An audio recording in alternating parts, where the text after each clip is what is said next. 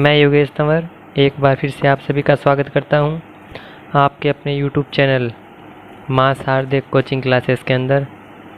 जैसा कि आप सभी को पता है कि कल के नंबर सिस्टम के पार्ट नंबर 1 में हमने डेसिमल सिस्टम और डेसिमल सिस्टम की कुछ विशेषताएं और अंकों के मान के बारे में अध्ययन किया था। आज नंबर सिस्टम के पार्ट नंबर 2 में हम नंबर्स के बारे में जानकारी प्राप्त करेंगे कि नंबर्स क्या क्या होते हैं और कितने टाइप के होते हैं। तो चलिए स्टार्ट करते हैं। नंबर्स विभिन्न अंकों को इकाई, दहाई, सैकड़ा, हजार के स्थान पर रखने से जो पद हमें प्राप्त होता है वह क्या कहलाता है? संख्या कहलाती है।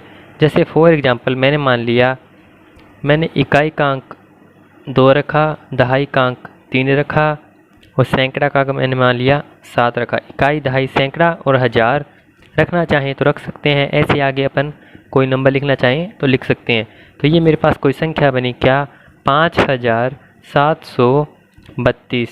तो यह संख्या क्या कहलाएगी? नंबर। अब अपन बात करें संख्या के प्रकार यानी टाइप्स ऑफ नंबर।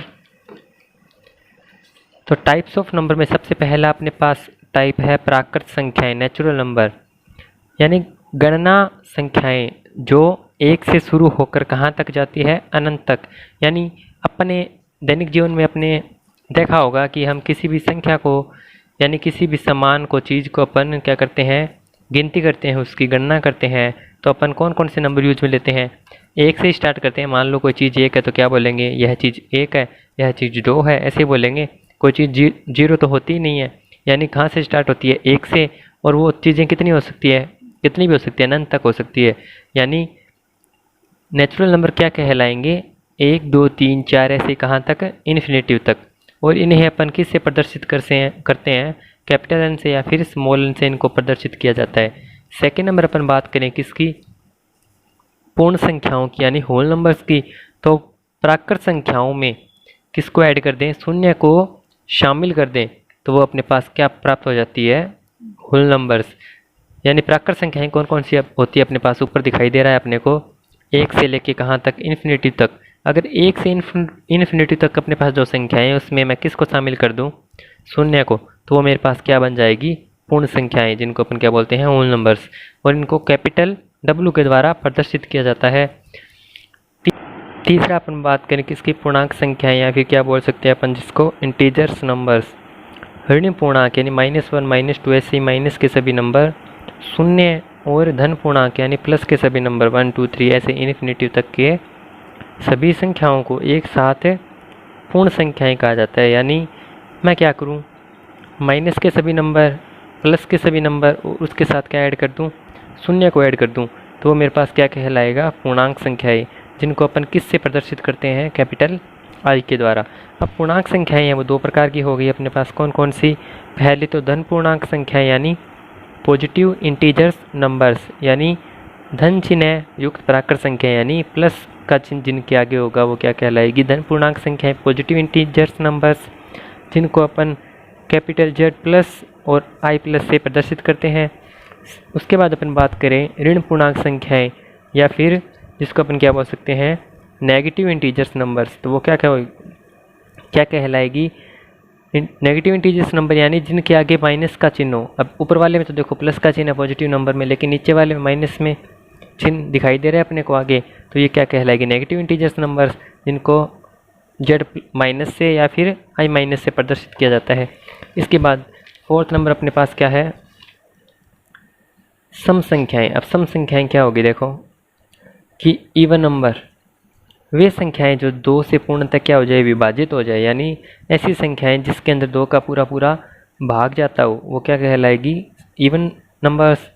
यह भी कितने प्रकार की होती है? 2 प्रकार की। पहला धन सम संख्याएं, पॉजिटिव इवन नंबर्स, जैसे 2, 4, 6, 8 ये सभी क्या होगी?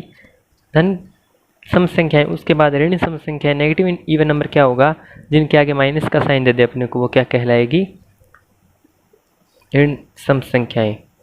अर्थात जिनके अंत में क्या हो? 0, 2, 4, 6, 8 हो वो क्या कहलाएगी? सम संख्याएं। सेकेंड नंबर अपन पॉइंट की बात करें तो सम संख्याओं को कैपिटल E और उसके पैर में यानी नीचे क्या लिखा हो? स्मॉल n यानी en से प्रदर्शित करते हैं। उसके बाद अपन बात करें विषम संख्याओं की, ओड नंबर्स की। तो ओड नंबर्स क्या होते हैं? वे संख्याएं जो 2 से पूर्णतः विभाजित नहीं होती, यानी ऐसी संख्याएं जिसमें 2 का पूरा पूरा भाग नहीं जाता, वे संख्याएं क्या कहलाती है अपने पास?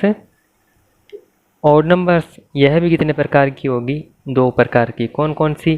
पहली तो धन विषम संख्याएं, वही बात, जिन संख्याओं के आगे प्लस का साइन होगा वो पॉजिटिव ओड नंबर, और जिनके आगे माइनस का साइन होगा वो क्या कहलाएगी? Negative odd numbers. 1 3 5 7 ऐसे इन्फिनिटी तक ऐसे -1 -3 -5 -7 ये क्या कहलाएगी? Negative odd numbers. 6 नंबर पर बात करें भाज्य संख्याएं, या फिर क्या बोल सकते हैं उनको? यौगिक संख्याएं, या फिर अपन क्या बोल सकते हैं उसको? संयुक्त संख्याएं। कंपोजिट नंबर्स, वे प्राकृत संख्याएं जो एक व अपने अलावा किसी अन्य संख्याओं से विभाजित हो सके, अर्थात जिनकी आसानी से अन्य अभाज्य गुणनखंड टुकड़े हो सके, यानी ऐसी प्राकृत संख्याएं अपने बात की थी 1 से लेकर इन्फिनिटी तक। उन संख्याओं में क्या हो, या तो 1 का भाग जाए या अपने अलावा किसी भी अन्य संख्या का भाग जा सके। फॉर एग्जाम्पल 4 6 8 10 12 ऐसे ही इटिस आगे तक। जैसे मैं बात करूं किसकी? 21 की बात करो तो 21 के अंदर क्या है? 1 का तो भाग जा रहा है, लेकिन 21 जो संख्या है अपने पास, इसके अंदर किसी दूसरे नंबर का भाग नहीं जाता, तो यह अपने पास क्या नहीं होगी? भाज्य संख्याएं नहीं होगी। अगर मैं बात करूं किसकी? 22 की, तो 22 के अंदर 1 का तो भाग जाता है ये सभी संख्याओं के अंदर, लेकिन 22 के अंदर 2 का भाग भी जाता है, 22 के अंदर 4 का भाग भी चला जाएगा, पॉइंट में आएगा। ऐसे ही 22 के अंदर 11 का भाग भी जाता है, तो 22 क्या होगी अपने पास? एक भाज्य संख्या, यानी कंपोजिट नंबर्स। आगे वाला पॉइंट अपने पास है रूढ़ संख्याएं या फिर अभाज्य संख्याएं, प्राइम नंबर्स। वे प्राकृत संख्याएं जो केवल स्वयं से या 1 से विभाजित हो, अन्य किसी नंबर से अर्थात आसानी से अन्य अभाज्य गुणनखंड नहीं हो सके, यानी जिसके टुकड़े नहीं किया जा सकते और जो स्वयं 1 से और स्वयं से विभाजित हो, जैसे 2 3 5 7 11 13 ऐसे आगे तक। जैसे अपनी बात करें किसकी? 19 की, तो 19 में देखो 1 का भाग तो जाएगा, लेकिन बाकी ऐसा कोई भी नंबर नहीं है जिसका भाग किस में चला जाए? 19 में चला जाए, यानी 19 एक अभाज्य संख्या है जिसमें केवल खुद का भाग जाएगा और किसका भाग जाएगा? 1 का। अब देखो 19 के अपन क्या नहीं कर सकते? टुकड़े भी नहीं कर सकते, इसको 2 भागों में डिवाइड नहीं किया जा सकता। जबकि अपन ने पहले बात की थी सहभाज्य संख्याओं में, जिसमें 22 की बात की, तो 22 के 2 टुकड़े हो सकते हैं, 11 × 2, तो इसको क्या बोलेंगे? Prime number. अब अपन बात करें किसकी? सहभाज्य संख्याओं की, तो को प्राइम नंबर क्या होगा अपने पास? संख्याओं के ऐसे जोड़े जिनमें 1 के अतिरिक्त कोई अन्य गुणनखंड उभयनिष्ठ न हो, यानी 2 संख्याओं के अपने को जोड़े मिलेंगे जिसके अंदर क्या नहीं होगा? कोई अन्य अंक अपने पास क्या नहीं होगा? उभयनिष्ठ नहीं होगा। जिनका महसप यानी महत्तम पाप वर्तक HCF क्या हो अपने पास? 1 हो। जैसे 2 और 5 है तो इसके अंदर ऐसा कोई भी अंक नहीं है जो कॉमन आता हो। 3 और 7 है तो इसके अंदर ऐसा कोई भी अंक नहीं है 1 को छोड़कर जो इसके अंदर कॉमन आता हो, क्योंकि 1 है वो तो सभी अंक के विद्यमान होता है। जैसे 3 को मैं क्या लिख सकता हूँ? 3 × 1 कितना होगा? 3 ही होगा। 4 × 1 कितना होगा? 4 ही होगा। लेकिन 4 × 2 नहीं लिख सकता मैं, क्योंकि 4 × 2 क्या हो जाता है? 8 हो जाता है। यानी प्रत्येक अंक के अंदर 1 तो विद्यमान होता ही है, तो सभी अंक के अंदर 1 तो अपन उभयनिष्ठ ले ही सकते हैं, लेकिन बाकी कोई नंबर इन दोनों में ऐसे में गुणनखंड में उभयनिष्ठ नहीं आता, तो उनको क्या बोलते हैं? को प्राइम नंबर्स। फिर अपन बात करें रैशनल नंबर्स यानी परिमेय संख्याओं की, तो P/Q के रूप में लिखी जाने वाली संख्याएं, यानी ऐसी संख्याएं जिनको अपन P/Q के रूप में लिख सकें, वो क्या कहलाएगी? परिमेय संख्याएं। उदाहरण के तौर पर अपन बात करें तो जैसे 4/1 P/Q के रूप में है, 9/2 P/Q के रूप में है, जहाँ P तथा Q क्या हो? पूर्णांक हो, तथा Q शून्य नहीं होना चाहिए, यानी नीचे वाला जो नंबर है वो कभी भी शून्य नहीं होना चाहिए। क्यों? क्योंकि अगर किसी भी संख्या के मान लो 9/0 हो गया, तो किसी भी संख्या के नीचे भाग में अगर शून्य होगा, यानी किसी भी संख्या में 0 का भाग देने पर आंसर क्या आता है अपने पास? इन्फिनिटी आता है। उदाहरण के तौर पर जैसे 0 है तो आप बोलोगे सर 0 कोई परिमेय संख्या तो थोड़ी है, तो अपन देखें तो 0 के नीचे कुछ नहीं है, तो अपन क्या लिख सकते हैं, 1 लिख सकते हैं। अब 0 के अंदर किसी भी संख्या का भाग देने पर आंसर क्या आता है, 0 ही आता है। 4/7, 9/2। माइनस की नंबर की बात करें तो माइनस में भी ऐसे ही नंबर 1/2, माइनस का 9/2 भी हो सकता है, ऐसे कुछ भी आगे तक जा सकता है। इसके बाद अपन बात करें कुछ नोट की, तो सभी धन ऋण शून्य यानी सभी पॉजिटिव नेगेटिव और शून्य सम विषम भाज्य अभाज्य तथा क्रमागत आदि पूर्ण संख्याएं परिमेय संख्याएं होती है। सेकेंड नंबर नोट, दो परिमेय संख्याओं के बीच एक परिमेय संख्या ज्ञात करने के लिए दोनों संख्याओं का योग कर 2 से विभाजित करते हैं। जैसे फॉर एग्जांपल मैं आपको बोल दूं कि 5 और 2 इन दोनों के बीच में मेरे को क्या चाहिए, कोई परिमेय संख्या चाहिए, तो मैं 5 + 2 यानी दोनों परिमेय संख्याओं को ऐड कर दूंगा और उसके अंदर भाग दे दूंगा किसका, 2 का, तो मेरे पास क्या निकल के आ जाएगी, परिमेय संख्या निकल के आ जाएगी। आगे अपने पास है कि दो परिमेय संख्याओं के बीच अनंत परिमेय संख्याएं विद्यमान हो सकती है। फिर दो परिमेय संख्याओं का गुणनफल या योग हमेशा एक परिमेय संख्या होती है।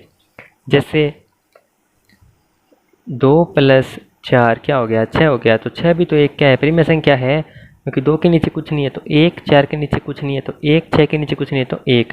p/q रूप है यहाँ पे भी, p/q रूप यहाँ पे भी है और p/q रूप यहाँ पे भी है। और p/q रूप को क्या बोलते हैं अपन, परिमेय संख्याएं। तो दो परिमेय संख्याओं का योग क्या होता है, परिमेय संख्या। ऐसे ही मैं 2 × 4 करूँ तो क्या आएगा, 8/1। तो दो परिमेय संख्याओं का इंटू भी क्या होगा, एक परिमेय संख्या होगा। उसके बाद अपन बात करें अपरिमेय संख्याओं की, इरेशनल नंबर्स की, तो जो संख्याएं p/q के रूप में नहीं लिखी जा सकती उनको क्या कहेंगे अपने अपरिमेय संख्याएं। जैसे √2, √5, √8 यानी रूट के जो नंबर होंगे सभी के सभी क्या कहलाएंगे, अपरिमेय संख्याएं। अर्थात जिनका कोई निश्चित अंत न हो, यानी रूट की संख्याएं होती हैं उनका मान हमेशा पॉइंटों में आता है और जिनका कोई अंत नहीं होता। एक परिमेय तथा एक अपरिमेय संख्या का गुणनफल या योग हमेशा क्या होगा, एक अपरिमेय संख्या होगी। क्यों, क्योंकि अगर रूट की किसी संख्या को अपने इंटू करते हैं तो उसका आंसर रूट में आता है। फॉर एग्जाम्पल मैं 4 को इंटू करूँ √3 से तो इसका आंसर क्या आएगा, 4√3, यानी साथ में इसकी रूट की संख्या आ रही है। अब अगर रूट की संख्या आ गई तो वो क्या कहलाएगी, अपरिमेय संख्या। फिर अपन बात करें क्रमागत संख्याओं की, तो क्रमागत संख्याएं क्या होती है, वे संख्याएं जो एक दूसरे के बाद एक निर्धारित क्रमानुसार आती है। क्रम आगत यानी एक के बाद एक क्रम के अनुसार आती है, उसको क्या कहते हैं अपन, क्रमागत संख्याएं। उदाहरण के लिए 1, 2, 3, 4, जैसे 1 के बाद 2, 2 के बाद 3, 3 के बाद 4 क्रम से सभी नंबर आ रहे हैं तो उनको क्या बोलेंगे, क्रमागत संख्याएं। नोट रखने की बात क्या है कि क्रमागत सम या विषम संख्याओं के बीच 2 का अंतर होता है। जैसे मैं बात करूं क्रमागत सम संख्याएं 2, 4, 6 यानी 2 के बाद सम संख्या कौन सी, 4, 4 के बाद सम संख्या 6, 6 के बाद 8। अब 2 से 4 तक गया तो कितना चला, 2 ही तो चला। 2 से 3, 3 से 4, 4 से 5, 5 से 6, यानी एक बार यहाँ पे चला, एक बार यहाँ पे चला, 2 कदम चला तभी तो मैं अगली सम संख्या पर आ रहा हूँ। तो प्रत्येक क्रमागत सम संख्या विषम संख्या के बीच 2 का अंतर होता है। प्राकृतिक क्रमागत संख्याओं ऋण या धन के बीच 1 का अंतर होता है। यानी जो प्राकृतिक क्रमागत संख्याएं होगी ना 1, 2, 3, 4, 5 उनके बीच में किसका अंतर होगा, 1 का अंतर। जैसे अपन ने बात की थी किसकी, ये रहा ऊपर ही अपने पास 1, 2, 3, 4। अब 1 से 2 तक आया तो 1 ही चला, 2 से 3 तक आया तो 1 ही चला, 3 से 5, 4 तक आया तो 1 चला, ऐसे ही अपने पास 1 का अंतर होगा। फिर अपन बात करें क्रमागत संख्याएं क्या है, 2 पार्ट में डिवाइड होती है, पहला पार्ट और सेकंड पार्ट। पहला धन पूर्णांक, दूसरा ऋण पूर्णांक। वही बात, धन का मतलब प्लस के नंबर होंगे और माइनस, ऋण का मतलब माइनस के नंबर होंगे। धन को भी 2 पार्ट में डिवाइड किया गया है, सम धन और विषम धन, यानी जिसमें 2 का पूरा पूरा भाग चला जाए वो सम, विषम जिसमें 2 का भाग नहीं जाए वो विषम। क्रमागत ऋण क्या हो गई, ऋण भी 2 प्रकार की, सम और विषम, जिसमें भाग चला जाए 2 का वो सम और जिसमें भाग नहीं जाए वो विषम। गुणन क्रमागत संख्याएं अर्थात किसी संख्या की गुणज संख्या, यानी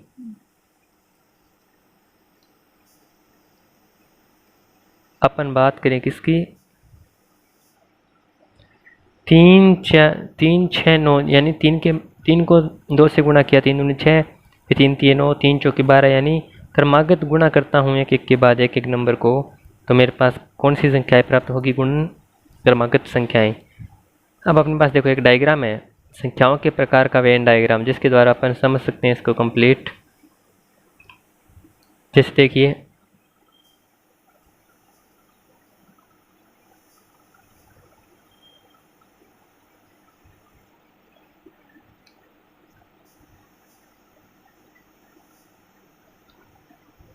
सबसे पहले प्राकृत संख्याएं 1 2 3 4 ऐसे ही, उसके अंदर मैंने शून्य को ऐड किया तो क्या बन गई? पूर्ण संख्या, यानी पूर्ण संख्याएं 0 और प्राकृत संख्याओं से मिलकर बनी होती है।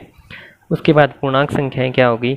इसमें 0 माइनस के और प्लस के सभी अंकों, तो ये सभी क्या कहलाएगी? पूर्णांक संख्याएं। अब परिमेय संख्याएं क्या होगी? जिनको p/q में लिख सकते हैं, लेकिन इसके अंदर सभी नंबर ये माइनस के और प्लस के ऐड हो जाएंगे, तो ये पूरा बॉक्स किसका हो गया? परिमेय संख्याओं का। अब अपरिमेय संख्याएं हैं, उनके अंदर वाला नंबर तो कुछ भी हो सकता है, लेकिन बाहर उसके क्या आ जाएगा? रूट, यानी ये सभी के सभी नंबर किस में आ जाएंगे? अपरिमेय संख्याओं में।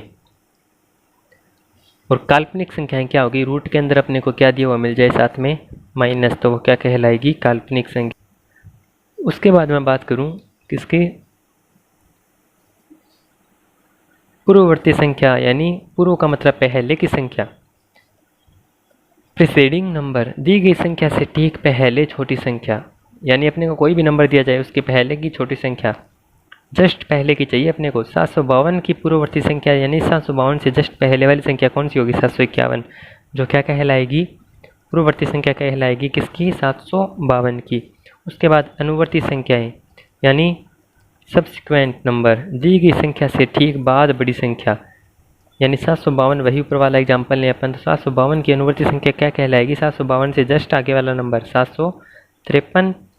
उसके बाद कुछ महत्वपूर्ण फैक्ट है, यानी ये अपना नंबर सिस्टम का लास्ट टॉपिक है, महत्वपूर्ण तथ्य, इंपॉर्टेंट फैक्ट्स। 2 एकमात्र सम अभाज्य संख्या है, यानी 2 एक ऐसा नंबर है जो सम भी है और साथ में क्या है? अभाज्य संख्या भी है। उसके बाद एक अभाज्य संख्या नहीं है, एक नंबर जो है वो अभाज्य संख्या नहीं है, भाज्य संख्या होगी। 2 के अतिरिक्त समस्त अभाज्य प्राकृत संख्याएं विषम प्राकृत संख्याएं कहलाती है, यानी 2 के अतिरिक्त जो भी नंबर होंगे अपने पास वो क्या कहलाएंगे? अभाज्य प्राकृत संख्याएं विषम प्राकृत संख्या कहलाएगी। इसी के साथ अपना नंबर सिस्टम का पार्ट जो है वो कंप्लीट होता है। आई होप आपको आज की क्लास अच्छी लगी होगी, नंबर सिस्टम की दोनों क्लासेस अच्छी लगी हों, तो आप चैनल को लाइक शेयर सब्सक्राइब ज़रूर कीजिएगा और बेल आइकन को प्रेस ज़रूर कीजिए, जिससे आपको आगे आने वाली मेरी वीडियो की नोटिफिकेशन मिलती रहे। धन्यवाद।